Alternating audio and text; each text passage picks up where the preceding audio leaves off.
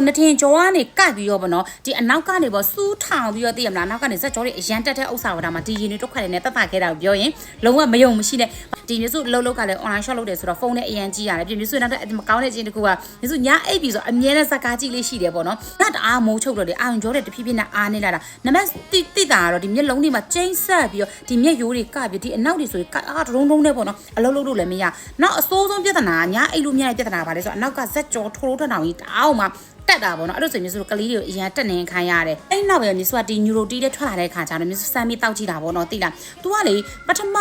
မျိုးဆိုအတွက်ဆို4ရက်လောက်ကမတိတာပါမျိုးဆိုနည်းနည်းအာရုံကြောအားနဲ့ဟာအရင်ပြင်းထန်နေတဲ့ခါကျတော့ဗောနော်ပထမ4ရက်လောက်ကတော့မတိတာဒါပေမဲ့နောက်တော့9ရက်လောက်နေတဲ့ကျတော့တိတက်တာမျက်လုံးကတိတ်ပြီးတော့မကိုက်တော့ဘူးဗောနော်အဲ့နောက်ပိုင်းတိတာမျိုးဆိုဒီဇက်ကြောအရင်တက်တော့အိတ်မပျော်တာဗောအဲ့ဇက်ကြောတက်တာတော်တော်ကိုတိတက်တာရော့သွားတယ်သိလားတဖြည်းဖြည်းနဲ့ဒါကိုဆွဲတော့အခုဆိုဖုန်းဘလောက်ပဲတုံမျက်လုံးကခံနိုင်ရရှိတယ်ဗောနော်မျက်မှန်နဲ့တက်စရာမလိုဘဲနဲ့မျက်လုံးတော်တော်ခံနိုင်ရရှိအောင်တွေ့ရတယ်ဆိုတဲ့ခါကျတော့ဒီရင်နှွေးချမ်းကအလောက်တိအောင်ထိရောက်တယ်ဆိုတော့မြေစုကပြောပြချင်တာနော်မြေစုကပြောပြချင်တာအဲ့ကြောကို့မလေးအကေဖုန်းတွေအရန်သုံးပြီးအာရုံကြောအရန်အားနေနေတယ်ခေါင်းတွေအရန်ထိုးကပ်ပြီးစက်ကြောတွေအရန်တက်တယ်ဆိုရင်ကြပြကြရင်နှွေးချမ်းတွေကိုတောက်ကြည့်မြေစုကလုံးဝကိုမှအာမခံတယ်မြေစုတို့စီမှာ review ကောင်းများစွာလည်းရထားတယ်လူပေါင်းတောင်းချီကိုလည်းမြေစုတို့ကဒါရောင်းချပြီးတော့သူတို့တွေအဆင်ပြေအောင်ကုညီခဲ့ပြီးသားဖြစ်တယ်ပေါ့နော်ရမို့ဒါလေးကိုတောက်ကြည့်ပါလို့မြေစုကပြောချင်တယ်အာရုံကြောအားနေတာကိုတော့သူကတိတကိုပြန်ပြီးကောင်းလာတယ်ဆိုတာကိုမြေစုတို့က